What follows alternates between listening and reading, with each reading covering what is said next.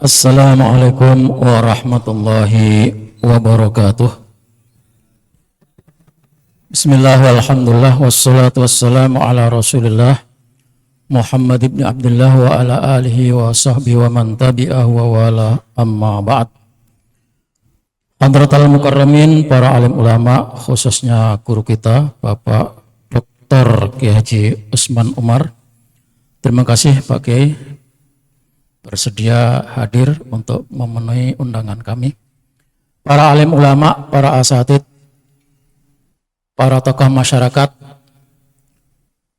pembina Yayasan Pendidikan Islam Amal Ihsan dan juga pengurusnya, hadirin hadirat yang dimuliakan Allah. Bersyukur kepada Allah kita bisa hadir walaupun semalam hujan rintik-rintik dan itu membuat orang semakin nyenyak tidurnya. Tapi alhamdulillah kekuatan iman kita mendorong kita untuk hadir di Masjid Al-Ihsan, menjalankan sholat subuh dan dilanjutkan dengan kajian. Kali ini kajiannya adalah temanya refleksi iman dalam realitas kehidupan. Ini tema yang sangat menarik karena banyak orang beriman tapi kehidupannya tidak mencerminkan sebagai orang yang beriman. Jadi iman itu top luar biasa. Hari ini akan kita kaji.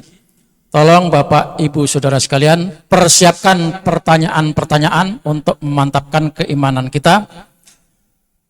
Kita atur waktunya Pak Kiai Umar. Kita akan selesai nanti ceramahnya dibatasi 40 menit. 20 menit pertanyaan, kemudian sesudah pertanyaan 20 menit, kita lanjut ramah tamah. Setelah ramah tamah, lanjut yang mau sholat syuruk, dipersilakan. Waktu terbit matahari hari ini jam 6 lebih 1 menit, menurut jam di HP saya. Tapi kalau jamnya Bapak Ibu berbeda, boleh diulur. Tapi yang pasti, sholat syuruk itu tidak boleh dilakukan pas tepat terbit. Kalau Bapak Ibu punya HP, di situ ada Meta AI, tulis sholat syuruk. Nah, di situ nanti akan kita mendapatkan jawaban. Sholat syuruk itu dilaksanakan setelah terbit 15 sampai 20 menit. Menurut saya itu adalah sholat duha yang dimajukan. Baik Bapak Ibu Saudara sekalian, mari kita dengarkan tema yang akan disampaikan. Saya ulang lagi, adalah refleksi iman dalam realitas kehidupan. Dengan segala hormat kepada Bapak Kiai Dr. Usman Umar, kami persilahkan.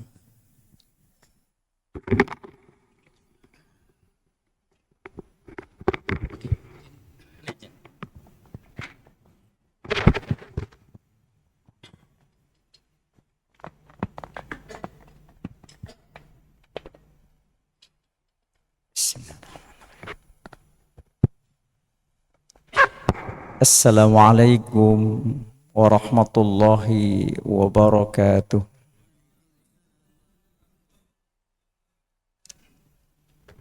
Bismillahirrahmanirrahim. Alhamdulillahi haqqa hamdihi. Wassalatu wassalamu ala khairi khalqihi Muhammadin rasulihi wa abdihi wa ala alihi wa sahbihi min ba'di. Qala Allah ta'ala fi kitabih, ya ayyuhalladzina amanu taqullaha haqqa tuqatih. Sadaqallahul azim wa sadaqa rasuluhun nabiyyul habibul kirim wa nahnu ala dzalika minasyahidin wa syakirin walhamdulillahi rabbil alamin. Yang saya hormati dan saya muliakan Ketua DKM Masjid Al-Ihsan Kerinci beserta seluruh jajaran pengurus. Semoga Allah berikan mereka kesehatan, keafiatan, keselamatan dan keberkahan untuk menghantarkan masjid yang mulia ini menjadi masjid yang makmur di tengah-tengah masyarakat.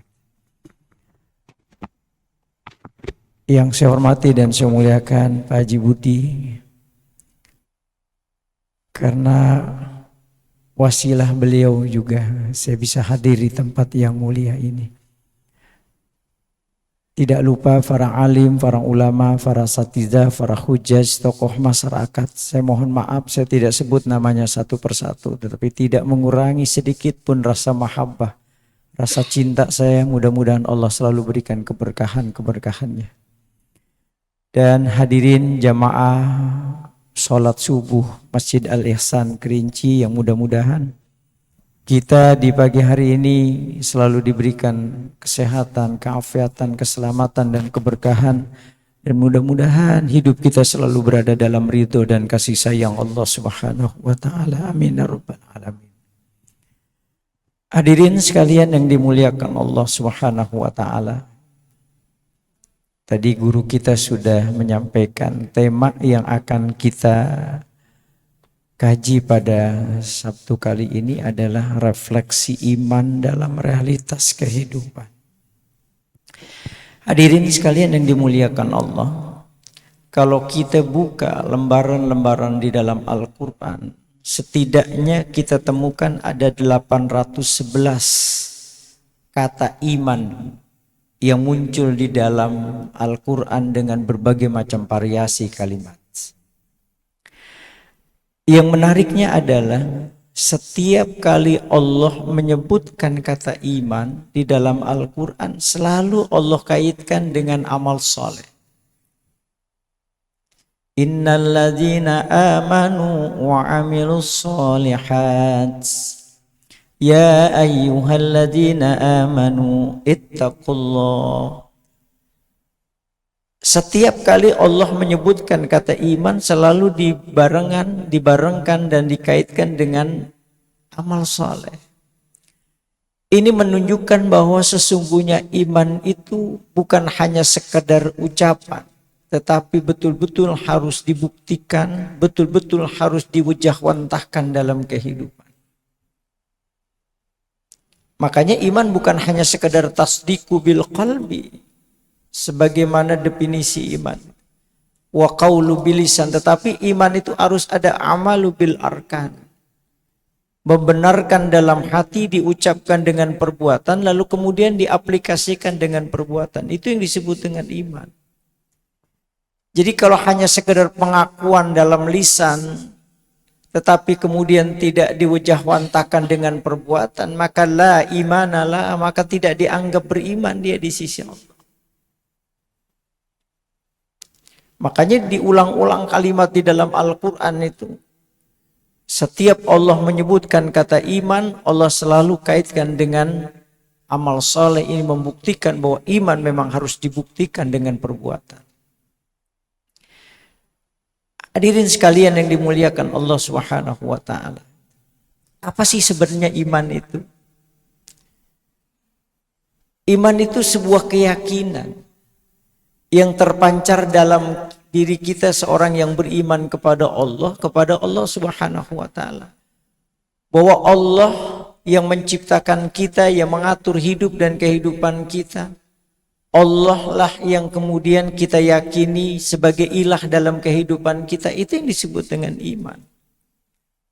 Walaupun keimanan ini bervariasi, kata Syekh Nawawi di dalam kitab Kasifatus Saja. Jadi kita yang hadir di tempat ini enggak semua imannya itu sama. Syekh Nawawi menyebutnya iman itu ada yang disebut dengan iman taklid, ada yang disebut dengan iman ilim, ada yang disebut dengan iman iyan, ada yang disebut dengan iman hak, dan ada yang disebut dengan iman hakikat. Apa yang disebut dengan iman taklid? Sebuah keyakinan yang terpancar dalam diri seorang mukmin kepada Allah, landasannya karena ikut-ikutan, itu namanya taklid. Maka dalam perspektif hukum Islam, hukum fikih, itu yang namanya taklid itu mengikuti satu mazhab dengan mazhab yang memang kita tidak mengerti. Kita mayoritas orang Indonesia selalu mengikuti pada mazhab Imam Syafi'i, itu namanya taklid. Nah, iman taklid itu adalah iman yang landasannya kena ikut-ikutan orang lain. Orang tuanya beriman kepada Allah, dia beriman kepada Allah. Orang tuanya ibadah, dia beribadah kepada Allah. Yang dia sendiri tidak ngerti hakikat dari keimanan yang ada di dalam dirinya.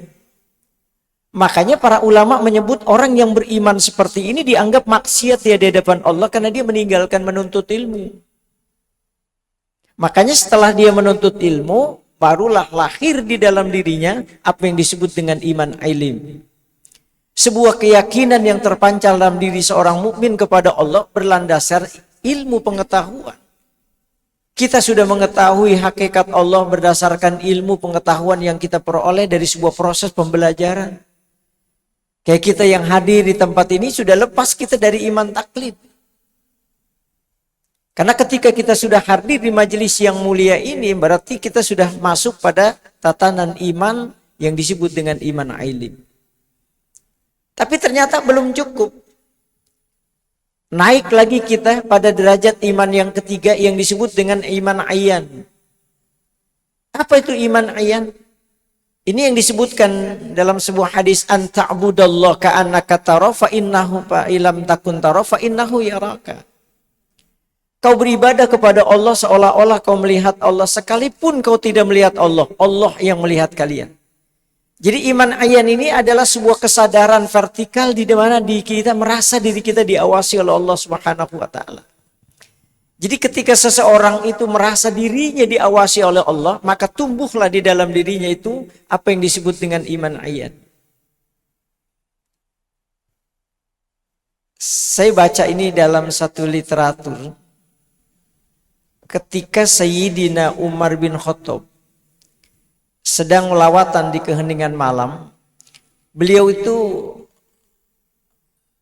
tergelitik ingin mendengarkan ada dialog seorang ibu dengan anaknya di keheningan malam itu. Didengarkan dengan teliti, dengan seksama oleh Sayyidina Umar pembicaraan itu. Jadi si ibu ini berusaha memprovokasi anaknya dengan mengatakan, "Nak, bagaimana kalau seandainya susu yang kita jual besok kita campur dengan air, nak? Sehingga keuntungan kita akan tambah banyak." Itu anaknya, dia menjawab itu. Dia katakan, "Ibu mohon maaf, ini kan perbuatan zolim, Ibu. Loh, kalau seandainya pemimpin kita tahu perbuatan kita, Sayyidina Umar tahu perbuatan kita, Ibu, ya Allah, kita ini akan dihukum dengan seberat-berat hukumnya karena kita melakukan bentuk penipuan kepada umat." Ibunya itu dengan entengnya menjawab, "Nak, tenang sajalah. Sayyidina Umar tuh nggak ngelihat kita, amanlah kita dari hukuman beliau." Dijawab lagi sama anaknya, "Ibu, ingat, walaupun pemimpin kita Sayyidina Umar tidak tahu perbuatan kita, tapi Allah tahu perbuatan kita. Kita mungkin lepas dari hukuman Sayyidina Umar, tapi kita tidak akan lepas dari hukuman Allah. Kita lepas dari hukuman dunia, tapi kita tidak akan lepas dari hukuman akhirat." Sayyidina Umar gitu mendengar kalimat yang disampaikan anak ini, terenyuh batinnya. Lalu dalam riwayat Sayyidina Umar pulang. Lalu dipanggillah anaknya Asim bin Umar bin Khattab. Tahu nggak dalam riwayat kemudian? Dari riwayat itu Sayyidina Umar merekomendasikan Asim bin Umar menikahi perempuan itu. Maka sejarah kemudian mencatat lahirlah kemudian generasi yang kita kenal dengan Umar bin Abdul Aziz. Itu keturunan dari orang-orang yang soleh sehingga menghasilkan kualitas keturunan yang soleh. Nah, ini yang disebut dengan iman ayan. Kalau bahasa kita seringkali menyebut dengan muraqabah. Jadi sebuah kesadaran vertikal di dalam diri kita di mana kita merasa diri kita diawasi oleh Allah Subhanahu wa taala. Maka saya selalu sampaikan, kalau seandainya kita semua punya kesadaran ini, di mana kita merasa diri kita diawasi oleh Allah, saya yakin sudah tidak ada lagi kemaksiatan dalam kehidupan kita. Saya dalam Rakernas Mabes Polri saya sampaikan, saya bilang, kalau seandainya setiap pemimpin-pemimpin punya kesadaran ini, baik tingkat yang paling atas maupun yang bawah, kesadaran vertikal di dalam diri kita bahwa kita merasa diri kita diawasi oleh Allah, aman sudah. Nggak ada lagi kejahatan, nggak ada lagi perbuatan maksiat. Kenapa? Setiap kita merasa diri kita diawasi oleh Allah Subhanahu wa Ta'ala, sehingga menimbulkan kehati-hatian kita dalam menjalani hidup. Bahkan bisa jadi saya katakan, kita nggak perlu lagi lembaga KPK, tidak perlu lagi lembaga PPK. Kenapa? Cukup Allah yang menjadi pengawas dalam hidup dan kehidupan kita. Tidak cukup dengan iman hak, iman iyan. Naik lagi kita pada derajat iman yang keempat yang disebut dengan iman hak. Iman hak inilah anta'budallah ka'annaka tarah. Kau beribadah kepada Allah seolah-olah kau melihat Allah. Ini yang dalam bahasa tasawuf sering disebut dengan musyahadah. Ketika kita beribadah kepada Allah seolah-olah kita melihat Allah, apa yang terjadi? Pasti kita ingin ibadah kita yang terbaik. Saya buat logika sederhana. Kalau saya bekerja di Pak Haji Budi, lalu kemudian saya ngelihat Pak Haji Budi ngeliatin saya, apa yang terjadi? Saya akan berusaha bekerja yang sebaik mungkin. Kalau perlu Pak Haji Budi membanggakan saya dengan karyawan-karyawan yang lain. Itulah kita mestinya di hadapan Allah. Jadikan sholat kita yang terbaik, jadikan sedekah kita yang terbaik, jadikan haji kita yang terbaik, jadikan zikir kita yang terbaik. Kenapa? Apa yang kita lakukan sedang dilihat oleh Sang Maha Pencipta kita. Itu yang disebut dengan iman hak. Tidak cukup ternyata. Maka tingkat iman yang paling tinggi disebut dengan iman hakikat, al-fana'u billah asyukru bihubbi. Al-fana'u billah asyukru bihubbi. Jadi rasa syukurnya itu yang kemudian menumbuhkan cinta. Makanya di dalam kitab Nasoihul Ibad itu Syekh Nawawi Al-Bantani itu membagi kualitas orang yang beribadah kepada Allah itu ada 3. Al-ibadu salah satu asnafin, ada 3 bentuk penghambaan manusia itu kepada Allah. Pertama ada sinfun ya'budunallah ala sabilil khauf, ada orang yang beribadah kepada Allah landasannya karena takut. Dia beribadah, dia sholat karena takut dijebloskan ke dalam neraka, maka lahirlah penghambaan dia kepada Allah.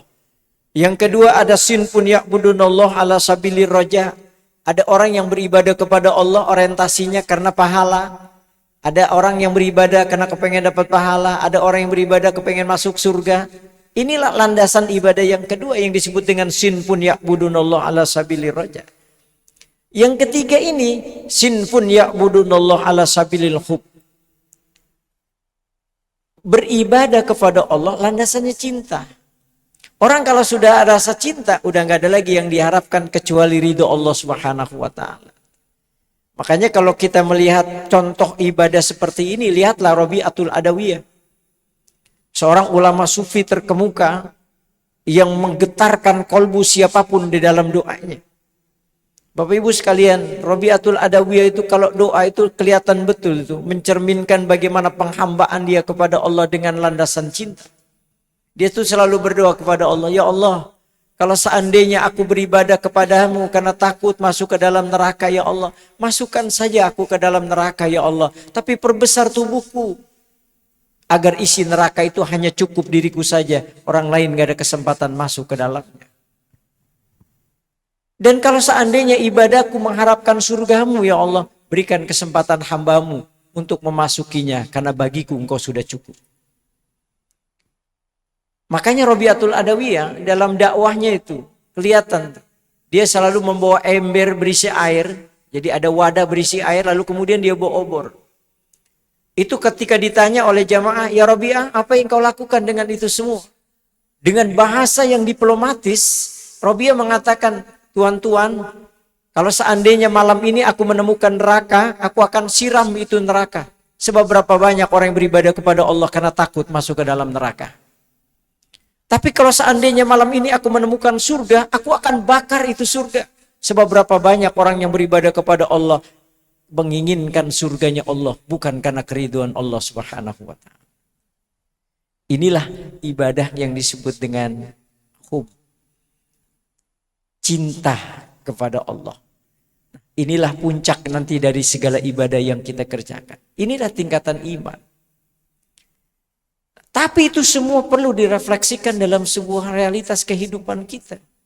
Bukan hanya sekedar kita mengimani, meyakini, tapi kita harus membuktikan keimanan kita. Kita sering mendengar ulama-ulama mencontohkan iman itu ibarat setrum. Ibu lihat setrum, ibu melihat nggak ada setrum? Ibu bisa melihat nggak setrum itu? Nggak ada. Iman tuh nggak kelihatan. Tetapi minimal ada yang dimunculkan dari setrumnya itu. Ada yang diwujudkan dari adanya setrum itu. Apa? Nyalahnya listrik, nyalahnya AC. Berarti itu ada setrumnya. Sama, seseorang itu dikatakan dia beriman kepada Allah ketika dia mampu memanifestasikan imannya itu. Dengan apa? Hadirnya dia di masjid untuk ibadah, dengan dia bersedekah, dengan dia berzakat, dengan dia ibadah haji, dengan dia umroh, menunjukkan bahwa dia punya kualitas iman. Jadi iman itu perlu diwujahwantakan. Makanya berapa banyak di dalam Al-Quran kita temukan innalladzina amanu wa amilus sholihat. Iman, amal soleh. Nah, lalu amal soleh apa yang kemudian bisa membuktikan keimanan kita dan kemudian kita menjadikan itu sebagai bukti dari sebuah keimanan kita di hadapan Allah? Setidaknya ada 3 amalan yang membuktikan kualitas iman kita dalam kehidupan kita. Pertama, ada amalan yang disebut dengan amal syariat. Saya sedikit agak menyinggung dalam perspektif tasawuf ini karena saya dosen tasawuf. Pertama, ada amal yang disebut dengan amal syariat.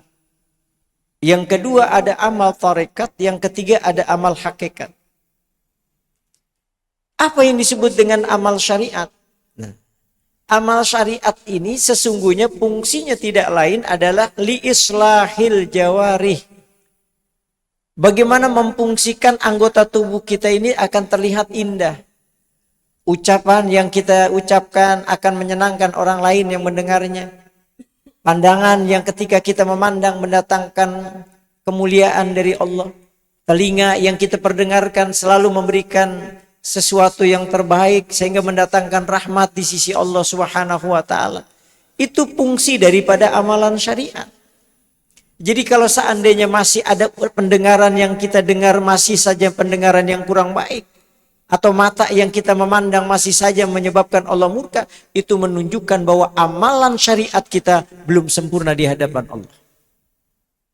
Masih nggak orang yang sholat tapi masih saja matanya memandang yang nggak dihalalkan oleh Allah. Pendengarannya masih saja mendengarkan ilhamu syayatin ketimbang ilhamul malaika. Ada nggak? Ada. Berarti menunjukkan kualitas amal syariatnya masih perlu dibenahi. Lalu apa yang termasuk tergolong dari amalan syariat? Ada 3 secara umum. Jadi ada 3 amalan syariat yang kita laksanakan sebagai refleksi dari sebuah keimanan kita di hadapan Allah. Pertama apa? Amalan syariat kalau bahasa tasawuf disebut dengan takhalli.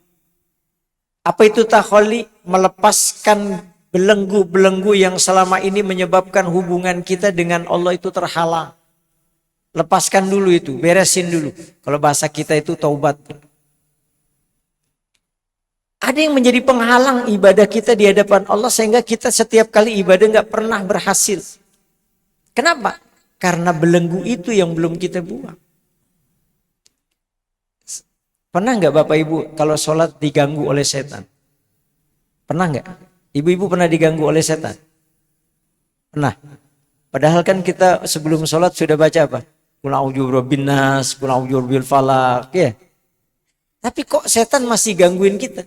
Ibu-ibu lagi sholat masih mikirin, ya Allah, suami udah makan belum ya? Ini ya Allah, ini masak apa hari ini? Masih aja pikiran kita ini nggak fokus ketika kita ibadah itu. Pernah nggak begitu? Kenapa? Padahal kita sudah baca Qul a'udzu birabbin nas kan? Karena ibu masih menyimpan makanan iblis dalam qalbu. Sombong, hasud, dengki, sum'ah. Selama makanan itu belum ibu buang, selama itu iblis senang akan menggoda kita. Walaupun ibu udah baca Qul a'udzu birabbin nas, iblis lari, tapi dia akan mengejar lagi. Kenapa? Makanannya belum ibu buang. Logikanya begini, kalau saya jalan, saya bawa tulang anjing. Saya bawa tulang, tiba-tiba ada anjing, nggonggong gak deh? Nggonggong, kenapa? Makanannya saya pegang. Saya lempar tuh anjing dengan batu. Dia lari kan? Nanti dia pasti ngejar saya lagi. Kenapa? Makanannya belum saya buang. Jadi selama makanan-makanan iblis itu belum kita buang, selama itu pula kita tidak akan bisa mencapai kekhusyuan di dalam ibadah kita. Maka langkah awal kita untuk menjalankan syariat dalam kehidupan ini adalah takhalli, melepaskan dulu belenggu-belenggu yang menyebabkan hubungan kita dengan Allah terhalang karena makanan itu. Makanya taubat dulu deh, bersihin dulu. Kalau kita orang Betawi bilang mandi dulu deh, berbersih-bersih. Barulah setelah itu kita bertahalli, menghiasi diri kita dengan sifat-sifat jamaliyahnya Allah. Menghiasi diri kita dengan sifat takwa kita kepada Allah Subhanahu wa taala. Ini yang termasuk amalan syariat. Imtisalu awamirillah wajtinabun nawahi. Melaksanakan segala perintah-perintah Allah dan menjauhi segala larangannya. Kalau Sayyidina Ali itu menyebutnya dengan al-khawfu minal jalil wal amalu bitanjil wal qana'ah bil qalil wal istidadu liyaumir rahil. Ketika ada sebuah perasaan takut kita kepada Allah, lalu kemudian kita amalkan apa yang diajarkan oleh Allah, lalu kemudian kita berusaha untuk qanaah dalam menjalani hidup ini, dan intinya adalah bagaimana mempersiapkan diri menghadapi di mana suatu saat kita akan dimintai pertanggungjawaban di hadapan Allah. Itulah takwa. Hiasi diri kita dengan sifat-sifat itu. Barulah yang terakhir itu amalan syariat itu apa? Istiqamah. Apa itu istiqomah? Luzum anta'atillah. Bagaimana kita mampu mempertahankan kualitas ketakwaan kita di hadapan Allah. Melaksanakan ibadah, mengawali melaksanakan ibadah, itu memang sulit. Tapi lebih sulit adalah mempertahankan kualitas ibadah kita. Membangun kehidupan rumah tangga, memulainya sulit. Tapi lebih sulit adalah bagaimana kita mempertahankan kualitas itu. Makanya Bapak Ibu sekalian ada 5 mempertahankan kualitas itu. Kalau Bapak Ibu pengen kualitas ketakwaan kita terjaga, 5 ini. Saya kutip dalam Ruhaniyatud Da'iyahnya Syekh Abdullah Nasih Ulwan, seorang ulama Syria yang banyak menghasilkan kitab-kitab yang menjadi rujukan ulama-ulama di dunia. Saya masih ingat betul, dulu ada guru kita Muallim Safi Hazami. Ya, Muallim Safi Hazami itu pernah diminta oleh Syekh Abdullah Nasih Ulwan itu untuk membuat satu muqaddimah dalam tafsirnya Ar-Rahman 'alal Arsyistawa. Enggak ada yang tahu. Saya tahunya dari Dr. Abdul Fattah. Beliau yang cerita. Jadi mu'alim yang serebetan kemana-mana ternyata diakui keilmuannya oleh ulama dunia sekelas Syekh Abdullah Nasih Ulwan. Banyak yang nggak tahu tuh murid-murid mu'alim itu. Nah, itu dalam Ruhaniyatud Da'iyahnya Syekh Abdullah Nasih Ulwan, seorang ulama Syria yang sangat luar biasa keilmuannya itu. Itu mengatakan kalau kita pengen benar-benar menjadi orang yang istiqamah, lakukan 5. Yang pertama adalah mu'ahadah. Yang kedua adalah mu'aqabah, yang ketiga muraqabah, yang keempat muhasabah, yang kelima mujahadah. Jadi kalau kita pengen istiqomah, yang berat tuh istiqomah, mempertahankan kualitas. Ibu memulai datang ke majelis ini nggak gampang loh Bu. Ya, ini pengurus masjid juga bagaimana caranya supaya orang bisa datang loh, dibikinin kue, ada nasi, minimal kan daya tarik juga kan, nah, gitu. Nah itu mempertahankannya itu susah loh Ibu. Mempertahankan supaya kita benar-benar istiqomah dalam pengajian ini gak gampang. Besoknya ada aja yang ngajak kita ini, aduh gimana ya, ada acara, ada ini macam-macam. Nah kata Syekh Abdullah Nasih Ulwan, 5 ini laksanakan. Pertama mu'ahadah. Tanamkan dulu di dalam diri kita bahwa kita mau melaksanakan janji kita kepada Allah. Ibu pernah berjanji sama Allah? Pernah. Cuman sayangnya dalam Quran dikatakan alladzina yufuna bi ahdillah, ada orang yang menepati janjinya, ada yang enggak. Janji apa kita kepada Allah? Baca dalam surah Al-A'raf, surah ke-7 dalam Quran ayat 172, bahwa kita pernah berjanji tauhid di hadapan Allah. Wa iz akhadha rabbuka min bani adama min zuhurihim dzurriyyatahum wa ashhadahum ala anfusihim alastu birabbikum qalu bala syahidna. Jadi ketika kita dulu berada di alam arwah, alam di mana ruh kita belum terintegrasi dengan jasad kita, kita pernah berjanji di hadapan Allah. Makanya Allah katakan alastu birabbikum, bukankah aku ini Tuhan kalian? Apa jawaban kita? Qalu bala syahidna, benar ya Allah, engkau adalah Tuhan kami. Jadi di alam arwah itu kita sudah berjanji tauhid. Sudah berjanji bahwa kita akan mengesahkan Allah, menjadikan Allah satu-satunya ilah dalam kehidupan. Makanya berapa banyak ayat-ayat Al-Quran Allah mengatakan wa aufu bi ahdi ufi bi ahdikum, kau tepati janjimu, aku pun pasti akan menepati janjiku. Makanya kalau kita hidup ini benar-benar berdasarkan as-sadiqatu bi tauhidillah, artinya berdasarkan prinsip bahwa kita benar-benar berdasarkan prinsip pada ketauhidan, aman sebenarnya. Kalau kita betul-betul prinsip hidup ini berdasarkan ketauhidan, aman.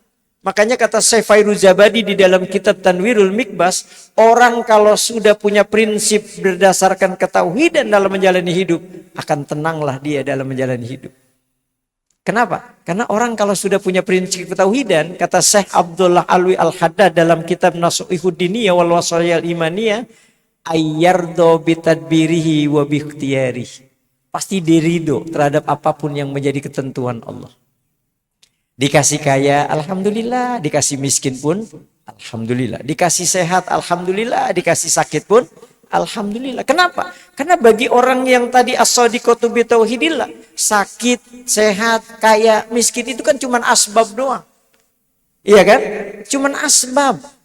Karena dari situ Allah ingin memberikan kemuliaan buat kita. Maka dalam Quran dikatakan nahnu naqussu 'alaika ahsanal qasas bima auhayna ilaika hadzal Quran. Allah udah menceritakan kok kisah-kisah yang baik buat kita. Ada hamba Allah yang diberikan kemuliaan oleh Allah, jalannya jadi orang kaya dia. Makanya kalau kita jadi orang kaya, kita berdoa, ya Allah mudah-mudahan kekayaan ini menghantarkan kita jadi orang yang mulia di sisi Allah. Jadi Allah menjadikan kita mulia, asbabnya jadi orang kaya. Pun juga gitu, ada hamba Allah yang diberikan kemiskinan, yang dari kemiskinan dia menjadi hamba Allah yang dimuliakan oleh Allah. Ada Nabi Sulaiman, ada Nabi Ayub, itu semua contoh buat kita semua. Nah, hadirin sekalian yang dimuliakan Allah Subhanahu wa taala. Jadi orang kalau sudah dia punya prinsip di dalam hidup berdasarkan ketauhidan itu ayyardo bitadbirihi wa biikhtiyari. Apapun yang Allah datangkan buat dia, dia selalu mengikuti dan ridho terhadap apa yang ditentukan oleh Allah. Makanya nggak pernah ngeluh. Kan ada orang yang kadang-kadang dapat duit begini suka ngeluh. Ya Allah, berangkat pagi sampai pulang malam begini-begini aja rezeki. Berarti dia tidak ridho terhadap apa yang menjadi ketentuan Allah. Ini saya tinggal 1 menit lagi sebentar. Saya belum mulai sebenarnya. Saya ingin cerita nih menutup kajian kita kali ini. Satu riwayat. Ini contoh ridho ya. Ada seorang sahabat Nabi namanya Sa'ad bin Abi Waqqas. Mungkin kalau Bapak pernah baca itu Sa'ad bin Abi Waqqas itu ulama yang sahabat yang terkenal dengan kewalian. Jadi kalau wali itu doanya itu nggak bakalan ditolak oleh Allah. Antara dia dengan Allah itu udah nggak ada hijab. Bapak Ibu pengen jadi wali Allah? Pengen nggak? Yang doanya nggak pernah ditolak oleh Allah, pengen? Beneran? Kalau saya sih memang udah jelas jadi wali. Iya betul. Saya bukan sombong Ustaz. Saya udah diakui sebagai wali. Dan itu waktu saya ngambil rapot anak saya itu. Sudah diakui wali. Jadi kata Nabi begini. Pak Budi juga sama udah wali. Kata Nabi begini. Inna abdala ummati la yadkhulunal jannah bi kasratis shalah wal asiyah. Sesungguhnya wali-wali abdal di antar umatku, kata Nabi. Dia ini nanti dimuliakan oleh Allah, asbabnya bukan karena hebatnya ibadah dia, bukan. Walaupun dia hebat ibadah. Bukan karena banyaknya puasa juga, bukan. Bukan karena banyaknya zikirnya dia, bukan. La yadkhulunal jannah bi kasratis shalah wal asiyah. Tapi kata Nabi, sakhawatin nufus. Jadi pintu kewalian gitu. Orang itu masuk dalam kategori wali Allah itu bukan dilihat dari sholatnya, puasanya, zikirnya. Tapi apa? Karena care dengan orang-orang yang ada di sekitar.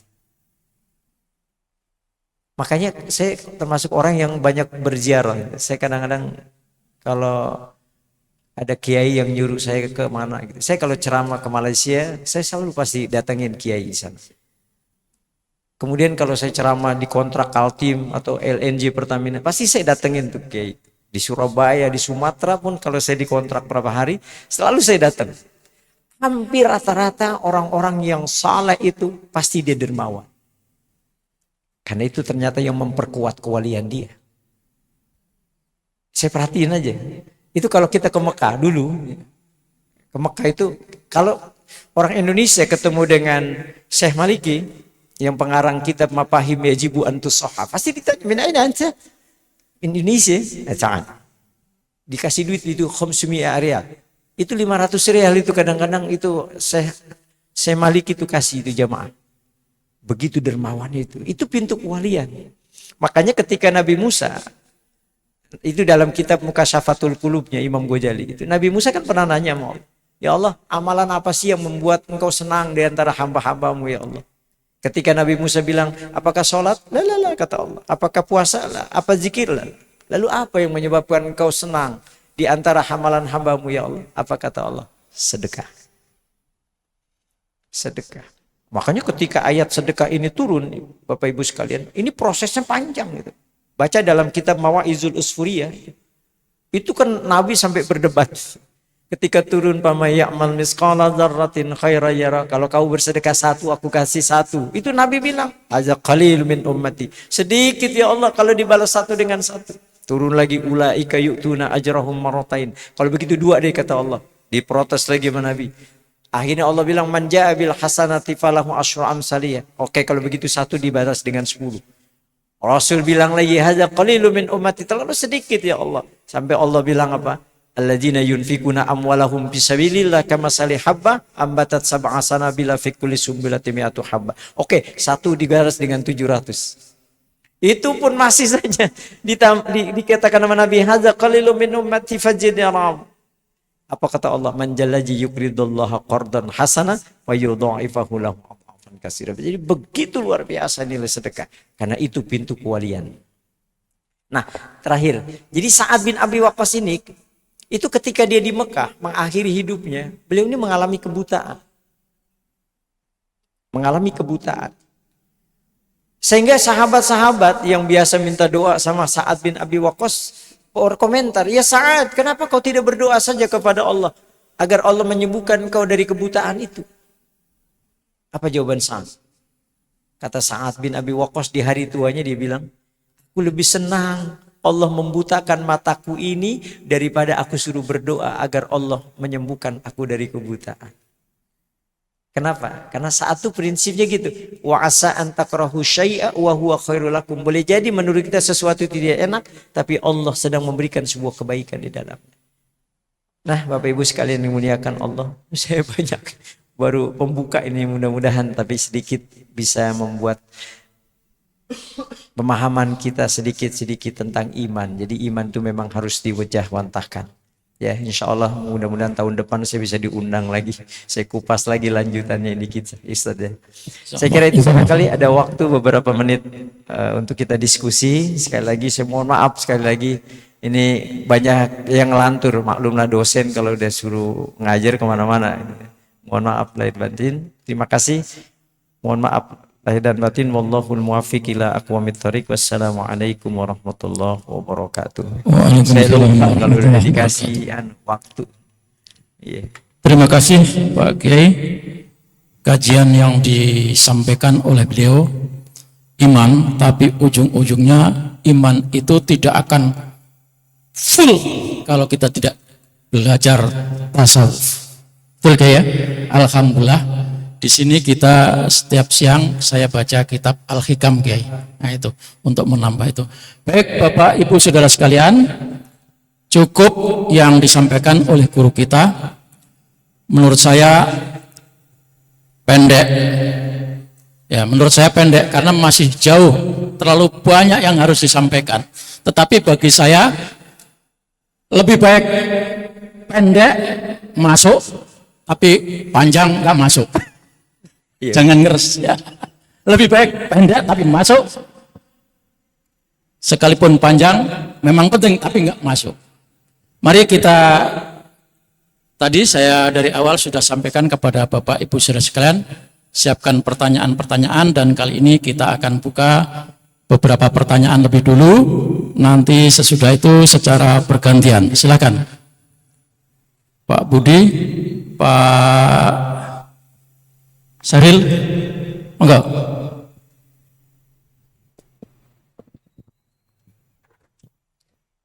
Bismillahirrahmanirrahim. Assalamualaikum warahmatullahi wabarakatuh. Waalaikumsalam warahmatullahi wabarakatuh. Alhamdulillah Ustadz,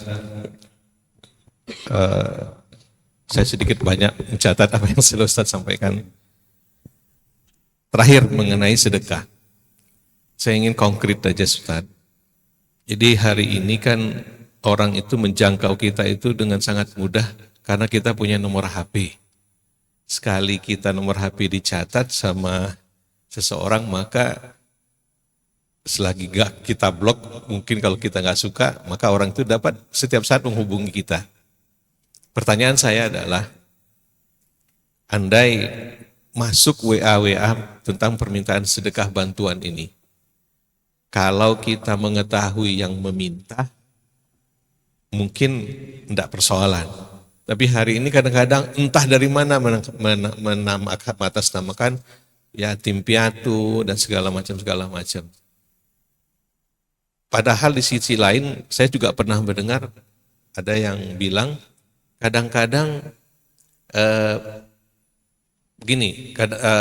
yang bilang begini. Dulu sering banyak yang katanya, dulu banyak yang kadang kita bantu gitu. Tanpa kita berpikir apapun, dan alhamdulillah rezeki kita juga nggak pernah berkurang, bahkan selalu bertambah. Maksud saya pertanyaannya adalah mohon pencerahan dari Ustadz menyikapi yang WA yang seperti ini Ustadz. Itu saja kira-kira. Terima kasih. Assalamualaikum warahmatullahi wabarakatuh. Waalaikumsalam warahmatullahi wabarakatuh. Satu langsung dijawab. Oke.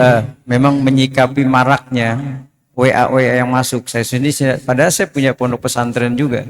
Ya tapi ya tetap aja kita juga berbagi juga. Jadi memang menyikapinya sederhana sebenarnya kalau kita ingin membantu ya. Di dalam Quran kan sudah dijelaskan surah Al-Baqarah itu. Wa'ati dzal qurba haqqah. Jadi kalau kita memang ingin memberi yang terdekat. Yang terdekat tuh konteksnya macam-macam. Bisa jadi itu saudara kita sekandung, ya kan? Bisa jadi tetangga kita, bisa juga sahabat kita, bisa jadi orang-orang yang kita kenal, yang mereka susah, walaupun tidak ada hubungan nasab, tidak ada hubungan darah, ya kan? Itu makna dari itu. Wa'atizal qurba, orang-orang yang paling dekat dulu. Kalau kita mau mengasih. Sebab apa? Sebab kalau kita memberi sesuatu yang kita kenal, kayak misalnya kita ngasih sedekah buat istri gitu. Itu kan sedekah juga itu. Ya kan? Buat istri sedekah. Makanya kata Nabi, dirhamun fi akhli khairu min alfi darahim bisabilillah. 1 dirham Pak Budi kasih istrinya itu lebih mulia daripada ribuan dirham disumbangkan di jalan Allah. Kenapa? Nilainya itu luar biasa. Jadi 1 dirham saya sumbangkan buat istri saya itu lebih mulia daripada saya sedekah. Makanya saya kalau ngasih isi nggak banyak-banyak, sedikit aja banyak. Enggak, maksudnya gini, kalau kita ngasih sedekah sama yang kita kenal, minimal saudara gitu, itu jadi 2 nilainya. Nilainya 2, lebih tambah gitu ya.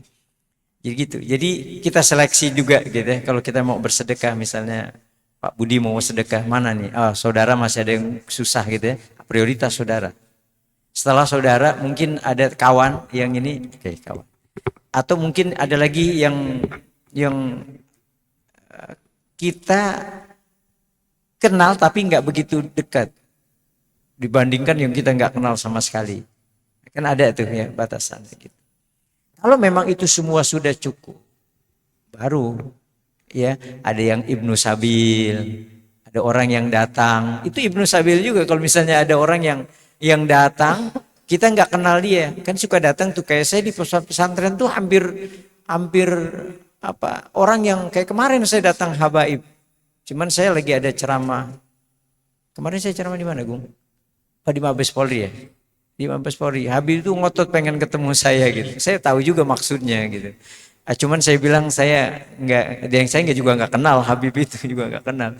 Jadi saya bilang saya lagi di Mabes Polri. Kalau menunggu kan lama, saya bisa sampai jam berapa gitu. Nah jadi gitu. Jadi kita bisa melihat juga yang kita mau bersedekah gitu. Apalagi nih sekarang mohon maaf tadi saya sedikit nyinggung sama Pak Budi. Sekarang ini kan banyak memang orang-orang yang berusaha untuk menipu. Gitu. Saya kan mohon maaf saya harus cerita ini. Saya tuh kalau lewat Kebayoran sini. Ada ibu-ibu ngegeser-geser kakinya gitu, nggak bisa jalan kelihatan. Saya turun dari mobil, saya kesian. Ibu nggak bisa jalan, enggak mas. Mau kemana? Saya nyari saudara saya di Jakarta.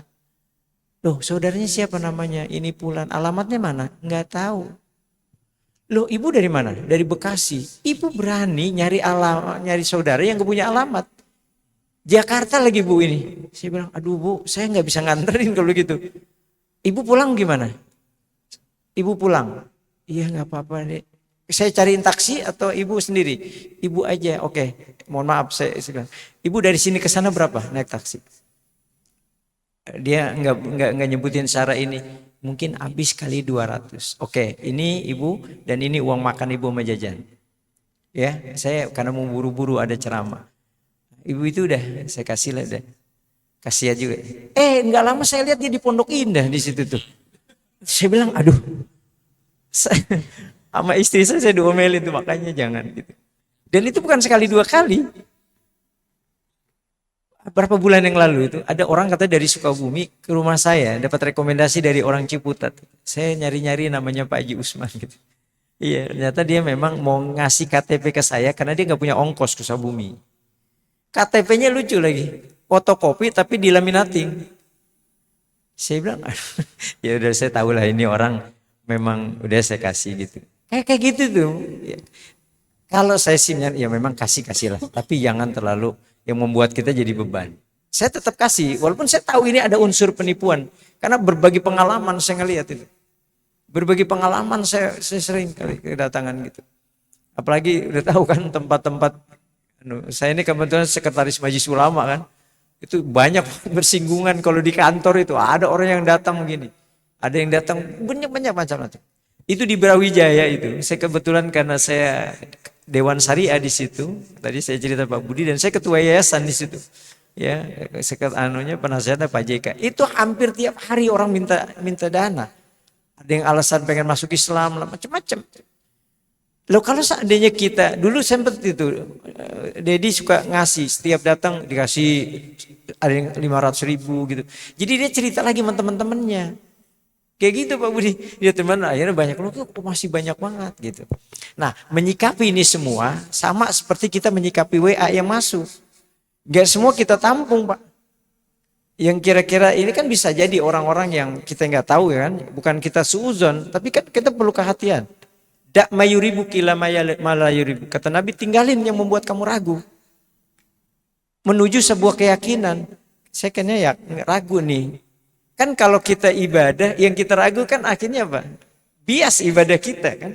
Nah, maka sebaiknya kita menuju kepada sesuatu yang membuat kita yakin.